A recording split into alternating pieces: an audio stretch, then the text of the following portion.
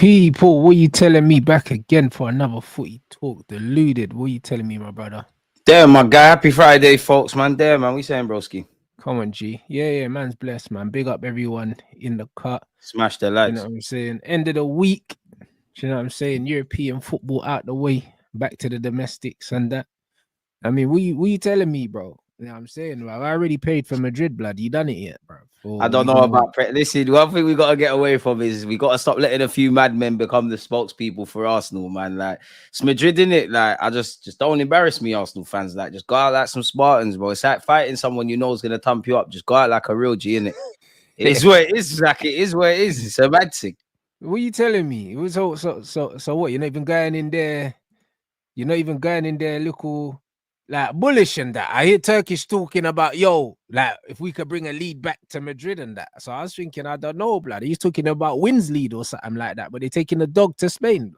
I big up Turkish. I don't know what Turkish has said. All I know is, we got to be in it to win it. They bleed just like us. Just give yourself a chance in it. Like, don't get overruled by the occasion. Just put your best and just give a good account of yourself. We know Real Madrid, they're a team that can, Carlo can change things tactically. They've got the individual quality. The second leg's going to be brazy. But we've got individual qualities just like Madrid. So, yeah, we're here for a reason, innit? So let's just use the underdog tag and see where we can go, man. But it's a big ask. I know some people are saying we can do the low and mid block all the way across 2 rounds. It's a myth, man. Like, it's a myth, man. It's a myth, bro. It's a myth, even if the strongest squad is out there. I don't know if Saka's going to be available. I don't think we should be using him to the end of the season. It's a big ox on Lewis Skelly and Wanyeri. Marino up front. Is Mikel Arteta going to change things in the build-up? Probably not. It is what it is, man. And this is what I was saying on your channel. Not to be pessimistic, but the thing that's going to annoy me about Arsenal is we're not going to be truthful about the season and the missed opportunity. We're going to sit there and say we went out to Real Madrid, in which if we do, which I hope is not the case, but there's no shame in going out to Madrid. They're going to say, fair enough, you lost to Man United in the FA Cup, one of the biggest sides. They're going to say you got to a semi-final, and they're going to overuse the injury excuse as to why we finished second, and then it's just fake optimism and we go again in it. So, yeah, man, listen, the Champions League's the only silverware we can win.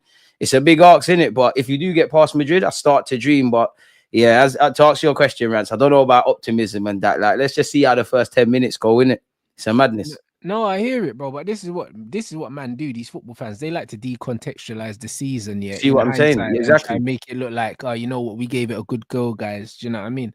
And it's not that, and it hasn't been that for some time, innit, for you lot. So it's one of them ones where the Real Madrid thing, it's a big ask for anyone. Do you know what I'm saying? Like, if we're being honest, it's a big ask, bro. And with the funny thing is, you're saying like with the young G's and that, but bro, I think though they're your best chance, because that's what I'm saying. But you know yourself, that are gonna go out there. Yeah, but those are the guys that are gonna go out there. They're not gonna care that it's Real Madrid. Man, are gonna be like, yo, man, I'm in the Bernabeu, like on this. I agree with you, Rants, but like, bro, these are the guys. I agree with that, but it's like I shouldn't feel that way going against Real Madrid. I shouldn't have all the faith in the 2 most inexperienced players. Like Lewis Skelly's been called up to England, big him up. He made his debut in September.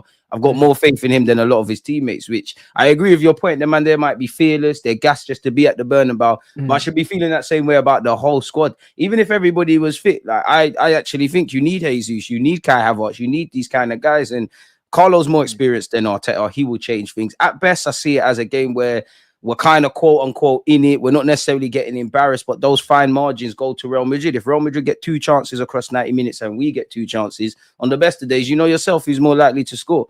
I mean, stranger things have happened, but this pray for Madrid thing, we need to pray for ourselves first, man. It's just inshallah and vibes, man. No, I hear it, bro. You know what I'm saying? I do hear it, bro. Speaking of your young players and that, shout out for Aiden Heaven, my brother. You get me? He had a good thing yesterday. Out, you know, big old Arsenal, look at 1 million squid and that, bro. You know, like that. That hold the change and that. You know what I mean? Keep calm, man. We're feeding the streets, man. You gotta feed the homeless, man. We need some good karma, bro. Brother. Hey, these men were bragging about paying 100 million for Declan Rice, talking about they never paid enough money. And we got how the hell's Rice? Hey, Rice is it? You see what Rice did against you, man? We got a million problems. Declan Rice ain't ain't one of them. That's my guy. Celebration, please sub it. We got a cold youth for £1 million, you know. These man bragging about paying you know he's not gonna make it, 100 million, you know. You know he's not gonna make it with that long hair, man. He's getting rubbed that seat. Listen, I'm joking. I'm happy for heaven, man. Like it's nice to see. Man's looking at Raheem on his bench and getting PTSD. Trust me. Rants. Hey, guys are in the building, Raheem. Team blood, we're there, boy. I came from fair. We're there, boy. We're there. We're here now. Hey, Raheem Sterling, you're getting player of the season, man. We're doing nothing. Crazy. You see his 2 assists, mercurial talent, unique qualities. But the thing is, Arteta's had him this whole time and hasn't played him, which is a mockery. You know what I mean? It's a mockery. Cartel was in jail 13 years. You just have to keep your head up, keep going, man. There's always light at the end of the tunnel, man. Mockery, bro. Cool. As bad as man might think Raheem Sterling is, he's not bad enough for man to be playing Marino up front and Sterling not touching the grass. And then you want to talk to me about having optimism for Real Madrid, and you look what you just said there, bro. Nasty individual. I hear it completely. And that's what I mean. If I don't see him change something, blood, come on. Nah, but would you think that he can? Do you think that he's going to give Sterling the opportunity to contribute or what? It's sad because if we wasn't playing Chelsea, we could have that conversation about how Sterling played his way into the lineup at the weekend. Obviously, he can't play. Don't quote me, but either Fulham or Everton's before the Real Madrid game, whichever one's before, I think that's where he gets his start, if I'm honest with you. Other than that, it's same old. This is what Sterling was brought in to do. And as you said there, with the Marinos and Martinelli's injury and Saka's injury, if you still haven't got an opportunity within that climate, whether it's him or the young players, you're not rated, rightly or wrongly, whether Arteta should or not do it. He don't rate you. Look, he is saying whether it goes right or wrong, whatever he's putting out there, that is a better option than what you can bring, which goes back to the summer and the missed opportunity and the things I say about our last 2 transfer windows every week on the stream with you, Rants, man. It's a broken record at this moment. And Sterling can't even play against Madrid because, as that comment says, he picked up a yellow, so it's a second leg thing. Right. Well, I can see he might score at the Burn. Gaza, we're there, man. Jamaica in the building. We're local now. Nah, he ain't doing that. You know, he ain't doing that. But bro, I can't lie. It's one of them ones where he would have definitely got some confidence from that for sure. And that's the main thing, because players like him, like bro, regardless of whether they've declined or not, this guy's been there, bro. Do you know what I'm saying? So 4 times. So he can still have his moments. He can still have his moments. And when you're just flat out just not playing, man, it's kind of cheeky, blood. I'll be It's a vial. It is a vial. It's a vial. Yeah. Like man ain't even getting them little microwave minutes at the end of the games. Like man's really just going there to watch the game from the sidelines, innit? So like it's one of them things where the fact that he's contributed, he's shown that perhaps he's got a part to play for the I haven't seen an assist. That assist for Rice, I haven't seen that all season as well by anyone in the Premier League. Like I actually think only Neymar does that. Brother, hey brother, I thought you were gonna say in your team. Man said Neymar. I've only seen Neymar Messi do that. You know, bruv. Listen, like the way he got his head up, the way he beat his man paused, like it just shows what you can do if you give people an opportunity, man. Like Raheem Sterling's a Premier League legend. He's been doing it since 16-17. Jamaica in the building. We're local, man. Nah, bro, you're shameless, cuz. Bro, he's Jamaican, of course. I hear I'm seeing Messi play in Jamaica as well. I celebrated him scoring and that we're here. We're live now. We're live. Like nah, you're moving mad, bro. I got nothing else. No, I hear it. Do you know what I'm saying? But man said he ain't no Prem legend, bro. Technically, he is, bro. No, I don't violate. Raheem Sterling's a Prem legend. Come on. Technically, he is, because these men are gonna say Bruno's a Prem legend, yeah. So is Raheem Sterling, bro. Do you know what I mean? I'll be real. It's just numbers, isn't it? Raheem's got 100 Premier League goals, I swear. Bro, he's lived the movie, bro. He's part of 100 goals. People said when Pep walked into City, he's going to be the first one to get rubbed out. Whatever people have to say about the clubs, he's been playing since 16-17. He's played for Arsenal, Liverpool, City, Chelsea. Bro, he's lived the dream, bro. Like, it's a Prem legend, fam. Yeah, might not be the biggest legend there ever has been, but come on, like, let's not lie to ourselves. Like, whatever you think about the player, like, away from the banter, like, he's a Prem legend. He's a black Prem legend as well, man. Like, he has to be based on the numbers, innit? Man can't change the rules for the man them. Exactly. Like we can't change the rules for the man them. Do you know what I mean? Wouldn't be in my Prem all-time 11, but he's part of the club, man. Can't draw him out. Yeah, but bro, we can say that Bruno's not no Prem legend, and I agree. However, based on the parameters that these young G's put for players, if you get GA, you're a legend, bro. So that means he's a legend. That's what it means. Have you taking back what you said about Bruno, man. Like Nah, bro, he's making a difference. He's making a difference, bro. Nah, bro, I'll never take Serious that back, captain. You know what I'm saying? You see, the one thing about me is I'm not a hypocrite, blood. I can't sit here, yeah, and tell man, yo, I don't rate Mo Salah and then rate Bruno, blood. They do the same things, blood. I hear They it. do this. They do the same things, bro. I hear it. You know what I'm saying? Them man just put up obscene numbers, yeah, whilst not playing well, blood. Like that's what they do. So I can't sit here and say, yo, Mo Salah's cooked, yeah, but I rate man putting up numbers and then say, yeah, nah, Bruno's wavy. Nah, them man both piss me off to watch, yeah, but they both get numbers, bro. I hear it. This is the reality, bro. And you know what the mad thing is, yeah, like them man are talking about Bruno like he's Pele. This brother scored 2 penalties, yeah, in a game, yeah, and then scored the third one to get the hat trick, yeah. A man are going on like this guy dominated the game of football, blood. He probably wasn't even in the top 5 performers in our team in that game. Zersky had a good game, man. Just doing FIFA street. Bro, you're taking a piss. Him, young Aiden. Yeah, Aiden had a good game. Shaky occasion at the beginning, but he came through strong, man. He made one good little last-ditch tackle. Bro, he had a decent game. The finish from Delort was good. Huijsland, boy. Yeah, bro, do you see the miss? Yeah, no. It's as I said on my live stream. Yeah, it's not even fun. It's not even funny anymore. Like, it's not funny anymore. Like, it's beyond funny. Even the lot showing him how to finish. Like, it's not funny. Like, Huijsland, I feel sorry for you. I actually feel sorry for you. Yeah, bro, the miss, yeah, from the Xerxes cross, yeah, bro. If it was the other way around and Højlund passed that to Xerxes and he missed, yeah, bro, they'll want this guy hung from the top of the stadium, you know. It's the way he's taking the finishes. Like, there was one where he swiped it with his right peg and it was just horrible. Yeah, it was clumsy, innit? Yeah, it's just, I feel sorry for him. It's not funny anymore. Like, psychologically, you're clearly struggling as well with the weight of carrying United striking number 9 and whatnot. But like, you're just not ready. You probably need a loan. You're not ready. Yeah. A man is saying Bruno's numbers ain't that even good, but bro, you need to understand. They're not really, but Man United fans, bro, they gas up the thing, yeah, and then what happens is the media gas it. So because Man United fans, it's gonna look great in the highlights. So it looks great. These man gas it, and then you've got Amarim coming out and gassing it as well, yeah. So you know what it is? That's his broski, man. Yeah, his PR is unbelievable, bro. When you actually break down the numbers, yeah, they're nothing special. Like we've seen. He has got the mentality for United, though. Yeah, but bro, I'll be honest, yeah, the mentality thing, yeah, like that's great, innit? That's all well and good, but I always say in football, yeah, like it's all well and good having 1 or 2 things, but I always look at the bigger picture in football, innit? I always look at the bigger picture. Like every single player in Man United has 1 or 2 qualities, yeah, that are good qualities in isolation.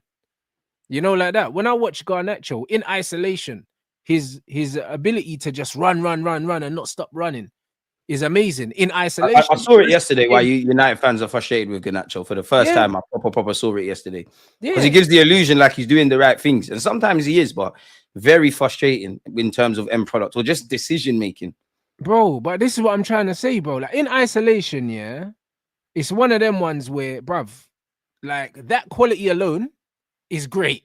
But when you pair it to the poor decision, when you mash it with the others, the poor first touch, the poor waiter pass, the poor decision making, the poor shooting, when you put everything together, all of a sudden it don't look good no more. Do you see what I'm saying? In isolation, yeah, like Bruno's ability to score goals for us, even if they are penalties, because bro, we saw Vinny put a penalty into the fucking atmosphere the other day, a big penalty. Still a goal at the end of the day. Do you know what I'm saying? So his ability, yeah, to actually put numbers on the board, yeah, is amazing. Just like Mo Salah's is. But where was the rest of Mo's game against PSG? Where's the rest of it? Do you know what I'm saying? You can't dive your way and get favorable penalties and all I'm looking at a midfielder. And I'm saying, how often, as Man United fan bases, yeah, and I don't want to talk about Bruno too much, yeah, but how often do we talk about him if he doesn't score or doesn't assist? Very rarely. Do you know what I'm saying?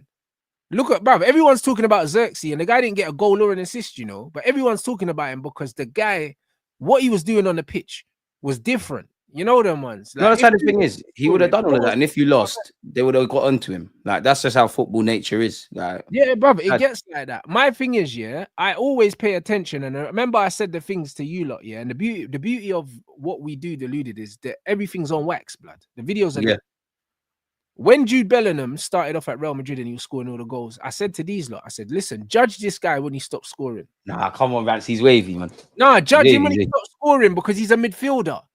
Judge True. him when he's not scoring goals, That's what they bro. were doing with Palmer, though, man. And that's what football fans don't understand. As Thank dumb as you. it sounds, there, you could Thank, score an assist and be dead, or you could not thank, score an assist and have a good game. I know this is a dead example, and he's nowhere near these man's levels, and he rightly left Arsenal, yeah. But that reminds me of Eddie Nketiah. That period he got a little run in at Arsenal. There was games, not that he scored too many, but there was games he actually played quite well for us. Didn't get any hype or isolated to the 90-minute performance because he didn't score. Equally, there were games he scored and he was crap. But you know how football fans are, man. It's 5-minute cameos. It's live score. It's agendas. Man are that not was fans a of football. perfect example, you know.